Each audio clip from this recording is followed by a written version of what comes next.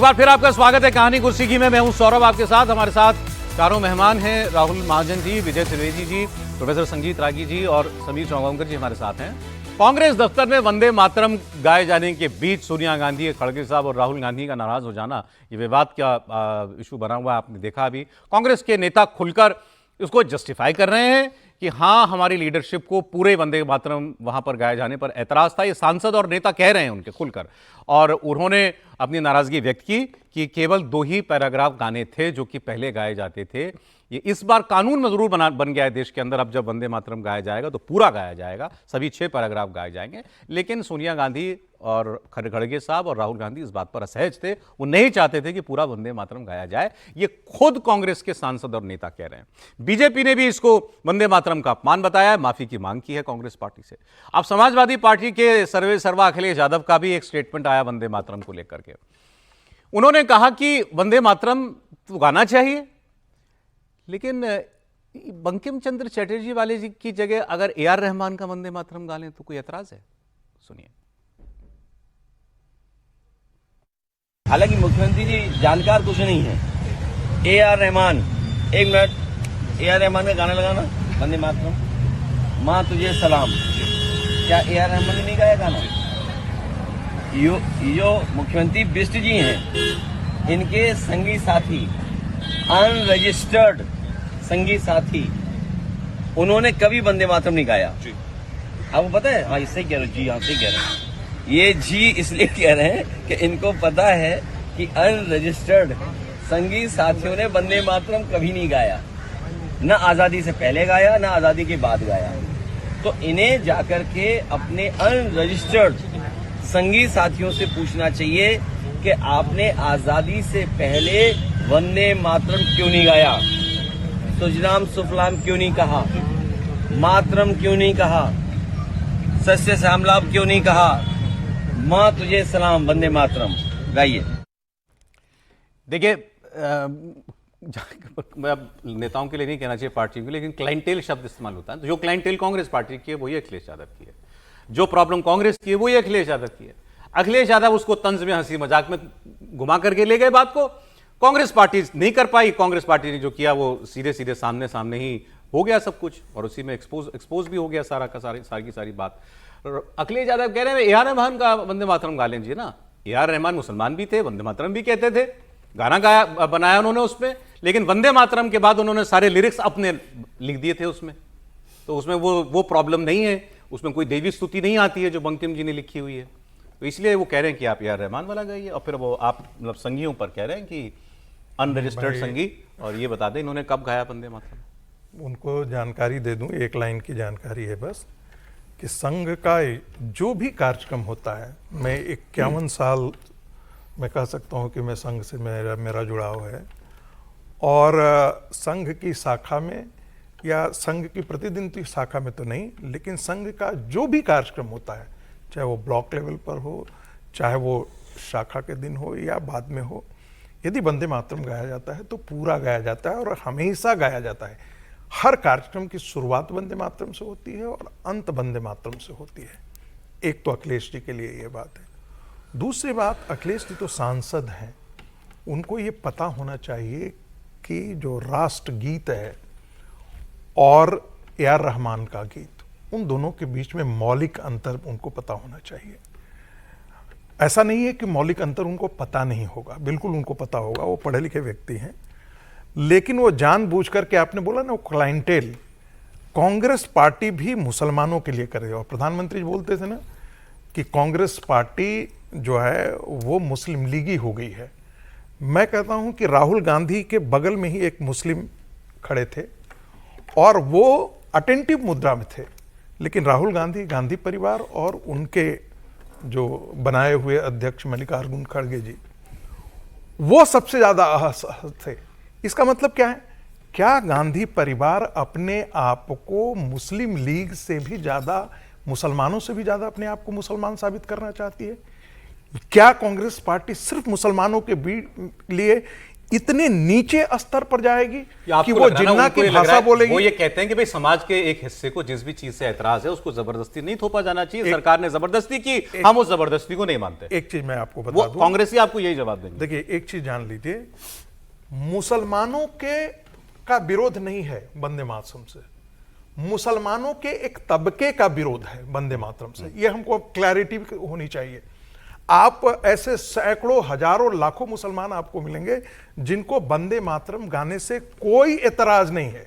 मुसलमानों की वो एक श्रेणी है जो जिन्ना की मानसिकता में भारत में अभी भी रह गया था, और उसकी संख्या आज बढ़ गई है। स्वाभाविक है कि जो उस समय रह गए थे लीगी मानसिकता के लोग, वो सारे के सारे कांग्रेस पार्टी के साथ जुड़ मुस्लिम गए थे। क्लर्जी को है आपत्ति? नहीं, मौलानाओं को है सुन लीजिए, आपत्ति? नहीं, मुस्लिम क्लर्जी देखिए, वो ऐसी मुस्लिम क्लर्जी तो है नहीं।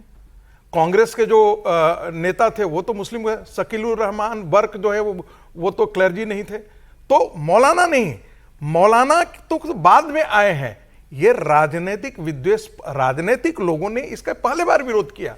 मौलाना बहुत बाद में आए हैं चलें इसमें। सर, ठीक है। तो कांग्रेस कम से कम संसद से पास हुए कानून का सम्मान तो करना चाहिए। अखिलेश यादव, आगे मैं आपको मोहन भागवत जी की बात सुनवा देता हूं, संघ प्रमुख। उन्होंने नागपुर में संघ मुख्यालय में तिरंगा फहराया आज। उन्होंने जेनजी को आज भी एक बड़ा मैसेज दिया। इससे पहले वो इंटरव्यू उन्होंने दिया तो उसमें कहा था कि जेनजी के लिए उन्होंने कहा था मैं आंख बंद करके उन पर भरोसा कर सकता हूं, वो हमसे ज्यादा ईमानदार हैं और उनका सवाल पूछना गलत नहीं है। मोहन भागवत ने आज कहा कि युवा, नौजवान, ये हमारे डेमोग्राफी की डिविडेंड है। युवा देश को विश्व गुरु बना सकते हैं। नौजवानों को देश को आगे बढ़ाने के लिए काम करना चाहिए। उन्होंने यूथ को नसीहत भी दी। संघ प्रमुख ने कहा कि युवा पीढ़ी दूसरे देशों से भारत की तुलना ना करे, हमारी युवा पीढ़ी को अपनी क्षमता को पहचानना। युवा पीढ़ी, उनके साथ मुझे संवाद करने के लिए बताया है। वास्तव में प्रसंग तो सबके संवाद के लिए है, परंतु युवा पीढ़ी के लिए इसलिए भारत में ऐसा मानते हैं कि वो हमारा डेमोग्राफिक डिविडेंड है और उसका ठीक से लाभ हुआ देश को तो हम विश्वगुरु बन जाएंगे, और नहीं हुआ तो आगे बहुत बोझ आएगा। क्योंकि आज ये युवा पीढ़ी 30 साल के बाद पुरानी पीढ़ी बन जाएगी। तो आगे चल के इस युवा पीढ़ी के भविष्य के लिए भी जैसे आज के लोगों ने विचार करना है, वैसे युवा पीढ़ी को अपने अगले पीढ़ी के लिए भी विचार करके चलना पड़ेगा। हम अपनी तुलना अन्य लोगों से न करें। हमारी युवा पीढ़ी पहले ये समझ ले, हम अमेरिका नहीं है, हम चीन नहीं है, हम ऑस्ट्रेलिया, न्यूजीलैंड नहीं है, हम भारत है। तो भारत की आन बान शान की जो गरिमा है, उसको जो ऊंचाई चाहिए, उसको जो प्रकार चाहिए विकास का, उन्नति का जो पैमाना उसके लिए चाहिए, उसके आधार पर हमको अपने देश का और अपना स्वयं का विचार करना पड़ेगा। इस बात पर बहुत लंबी बहस हो सकती है, जो भी कह रहे थे सर संघ चालक, कि हमारा आइडियल जो है, या हमारा जैसी हम आइडियल समाज की या देश की कल्पना करना चाहते हैं, वो अमेरिका को, ऑस्ट्रेलिया को, यूरोप को देख करके ना करें। बिल्कुल, वो हमारा आइडियल हमारा अपना होगा। उन्होंने संदेश दिया युवा को कि आप अमेरिका और विदेश को देखकर सिर्फ भौतिक उन्नति, सिर्फ पैसों के पीछे भागने वाले मत बनिए, सिर्फ पैसों को अपना सब कुछ मत मानिए। क्योंकि भारत में कहा जाता है कि पैसा तो मुर्गी भी नहीं खाती। तो हमारे यहाँ सिर्फ पैसों का नहीं, हमारे यहाँ धर्म का है, अध्यात्म का है, संस्कार का है, संस्कृति का है, परिवार का है, उसको साथ लेकर चले। और फिर उन्होंने बहुत अच्छी बात बोली कि भाई परिवारों में भी मतभेद होते हैं, एक परिवार में भी 4 तरह के विचार होते हैं, मतभेद होते हैं, लेकिन परिवार टूटता नहीं है। सबकी चर्चा होती है, मतभेद होता है, लेकिन एक कोई निर्णय होता है तो उसके साथ पूरा परिवार खड़ा रहता है। बोले समाज में भी यही है और बोले राजनीति में भी ऐसा ही होता है कि भाई राजनीति में भी विरोध स्वाभाविक है। विपक्ष रहेगा, सत्ता पक्ष रहेगा तो विपक्ष भी रहेगा, और हर लोगों को अपनी बात रखने का अधिकार है, सबके अपने विचार रहते हैं। मोहन भागवत जी ने कहा सब विचारों का सम्मान होना चाहिए, जो राष्ट्र हित में है वो फैसला लिया जाना चाहिए। तो मुझे लगता है उन्होंने संदेश देने की युवा को कोशिश की है कि सिर्फ एक आंदोलन के माध्यम से नहीं, और उन्होंने ये भी कहा कि भाई युवा सही दिशा में बढ़े। अगर आप सही दिशा में बढ़ोगे तो देश के लिए संपत्ति बनोगे, और अगर आप गलत दिशा में जाओगे तो देश के लिए और समाज के लिए बोझ बनोगे।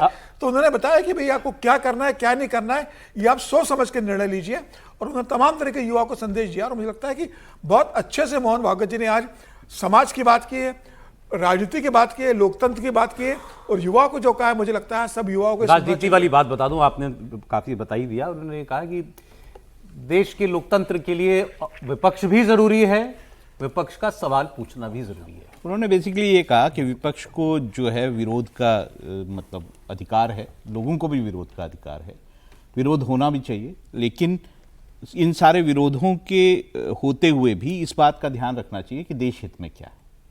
उन्होंने बस इतना ही कहा कि विरोध हो सकता है, और ये भी उन्होंने कहा है कि जरूरी नहीं है कि सारे लोग एक ही बात को माने या एक ही सोच रखें, अलग अलग सोच हो सकती है, उसकी जगह है भारतीय पूरी परंपराओं में और भारतीय राजनीति में, और उनका ये कहना है कि इसी से देश आगे बढ़ेगा। उन्होंने युवाओं को भी कहा है कि आप जो है वो आगे बढ़ें, हम आपकी तरफ देखते हैं कि युवा जो है एंटरप्रेन्योर बने, युवा जो है अपनी बात कहे। वो आज के युवाओं को बहुत तारीफ भी कर रहे थे इस सारे उसमें कि युवा जो है बहुत खुल के अपनी बात कहता है, वो बहुत सोच रखता है। तो ये सारी बातें उन्होंने कही और पॉजिटिव बातें हैं। आप लोग तो जाने कब से देख रहे हैं, ऑब्जर्व कर रहे हैं। मोहन भागवत जी ने एक बार एक किस्सा सुनाया था, मतभेद, वो वैचारिक मतभेद या आपसे किसी विषय पर मतभेद को लेकर मोहन जी ने कहा था कि भाई संघ के अंदर भी किसी विषय में जब चर्चा होती है तो 2 या 3 राय आती है, कोई हर राय से सहमत नहीं होता है, लेकिन जब एक बार फैसला होता है तो सब उसको मान लेते हैं। उन्होंने उदाहरण दिया था कि जब संघ हॉकी पैंट से फुल पैंट की तरफ शिफ्ट हो रहा था तो बहुत से प्रचारक उसके लिए सहमत नहीं थे, लेकिन जब फैसला हो गया कि हॉकी पैंट से अब निकर से पैंट की तरफ बढ़ना है तो बोले फिर जो असहमत थे उन लोगों ने भी बाद में पैंट पहनना शुरू कर दिया। उन्होंने ऐसा तो नहीं किया कि हम विरोध करते रहे, हम खाकी पैंट ही पहनेंगे, आप लोग तो पैंट पहनिए, हम खाकी निकर पहनेंगे। तो बोले एक बार फैसला हो गया तो सब उसको सहमति देते हैं। वैसे ही समाज के अंदर संस्कृति में परिवार होना चाहिए, तो सबके विचार आए, जो विचार देश हित में हो, समाज के हित में हो, उसे स्वीकार करके फिर पूरा समाज उसके साथ। अब देखिए जो बात राहुल गांधी ने अपने पिछले भाषण में कही, जिसमें बड़ा एतराज इस पर हुआ कि उन्होंने खराब शब्दों से, खराब भाषा से प्रधानमंत्री के लिए बात की, गृहमंत्री के लिए बात की, उसमें वो क्या था, उनका आर्गुमेंट क्या था उस सब के पीछे? उनका आर्गुमेंट ये था कि ये संघ वाले, बीजेपी वाले सबको एक डंडे से हाँकना चाहते हैं, अपने तरीके से चलाना चाहते हैं, और हम लोग स्वच्छंदता चाहते हैं, हम अपने तरीके से जीने का हक हर किसी के लिए चाहते हैं। और उन्होंने कहा कि मैं तो ये हक संघ के लिए भी चाहता हूं कि कल को हम सत्ता में आ जाएं तो संघ वाले भी एग्जिस्ट करें, उनकी थॉट जो सोच है जीवन को लेकर के वो भी चले। क्या संघ प्रमुख की बातों में कोई अंतर है इससे? संघ, खासकर मोहन भागवत, क्या पिछले कुछ वर्षों में आरएसएस का एक बहुत लचीला, फ्लेक्सिबल, अडेप्टिव चेहरा रखने की कोशिश कर रहे हैं? मोहन जी ना जी, मोहन जी बहुत कोशिश कर रहे हैं कि ये बात की जाए कि लचीला बने, और इस पूरे भाषण में जो उन्होंने दिया है, युवाओं को भी मैसेज दिया उन्होंने जी। इस पूरे भाषण में सरसंघ चालक ने युवाओं को भी संदेश दिया। बाकी जिनको संदेश दिया उनको भी मिल जाए तो बेहतर है। युवाओं को क्या संदेश दिया सर? जो आप सारी बात कर रहे हैं वो युवाओं के लिए भी कही है उन्होंने, ऐसा मानना जाना चाहिए, ऐसा मैं मानता हूँ। और राहुल जी ने जब ये कहा उस पर मुझे याद आई बात कि राहुल जी तो जिस पार्टी ने, जिस सरकार में, जिस पार्टी के वो रहे हैं, 3 बार संघ पे प्रतिबंध लगाया है। सर कंट्राडिक्शन देख लीजिए, केवल एक ही आदमी पर आप बात नहीं करना। भाषण देना आसान होता है, भाषण देना आसान होता है, तो ये सबके लिए भी कहा जा सकता है। तो कभी कभी एक ही के लिए कभी कह लिया कीजिए ना, अगले उसी सांस में दूसरों के लिए कहना, कभी थोड़ा स्पेस लेके भी कहें तो पहले वाले तक ज्यादा रजिस्टर होता है। नहीं, मैं इसलिए राहुल जी की बात की। ठीक है सर। हाँ सर, मोहन जी के भाषण पर कोई एतराज तो नहीं है आपको? नहीं, देखिए संघ में तो एक कहावत है और बड़ा एक प्रचलित कहावत है, सूचना के बाद सोचना बंद कर दीजिए। सोचना नहीं है, ठीक है, सूचना है तो सोचना नहीं है, और सूचना से पहले जो विमर्श करना है आप कर लीजिए। ठीक है। और ये बात भी सही है कि स्वयंसेवक होने का मतलब ये नहीं है कि आप अपने मन की बात नहीं कर सकें या अपनी बात नहीं, लेकिन जब निर्णय हो गया तो फिर आप उस निर्णय से चलें। ये तो उसकी पद्धति है और यही कारण है कि संघ तमाम झंझावातों को झेलते हुए यहाँ पर आकर के खड़ा है और वो उसका अनुशासन है। लेकिन विमर्श से बाहर ये कभी भी संघ नहीं सिखाया। मैंने स्वयंसेवक के नाते ऐसा नहीं किया। मैंने हमेशा खुल करके अपनी बात रही है, और कभी जहां पर लगा कि भाई बड़े अधिकारियों में कि ये बात मुझे रखनी है, मुझे अच्छा नहीं लग रहा है, तो मैं खुल करके अपनी बात कहा, और फिर उसका उत्तर भी मिला। मैं उत्तर से सेटिस्फाइड हूं नहीं हूं ये अलग बात है, ठीक है। लेकिन अपनी बात कहने और मर्यादा की भाषा में रहते हुए कहने के लिए आप हमेशा स्वतंत्र हैं। सूचना तक। बहुत धन्यवाद सर, एक बार फिर आप सबको बहुत बहुत बधाई स्वतंत्रता दिवस की। राहुल जी, विजय जी, धन्यवाद। देश को भी बहुत बधाई। बहुत बहुत शुक्रिया आपका। कल फिर मिलेंगे आपसे 1 बजे।